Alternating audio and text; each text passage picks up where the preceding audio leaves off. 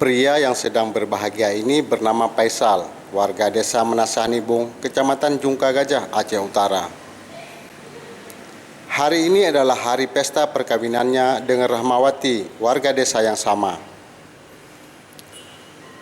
Untuk menuju rumah pengantin wanita, Faisal dibawa dengan seekor gajah, sementara rombongan pengantar berjalan di belakangnya.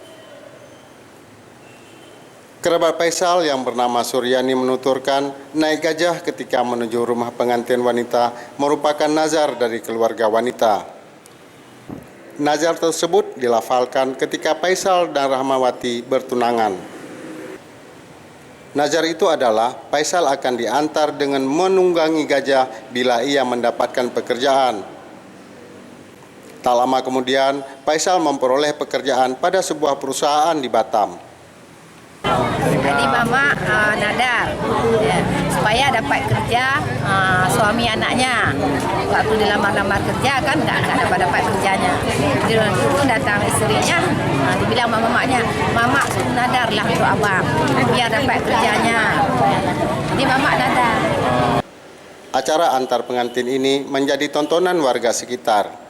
Bahkan ada warga yang datang ke resepsi perkawinan ini walau tidak ada undangan dengan tujuan hanya untuk melihat gajah. Gajah yang mengantar Faisal bernama Marni. Marni merupakan gajah Sumatera jinak yang dikelola oleh Badan Konservasi Sumber Daya Alam Aceh.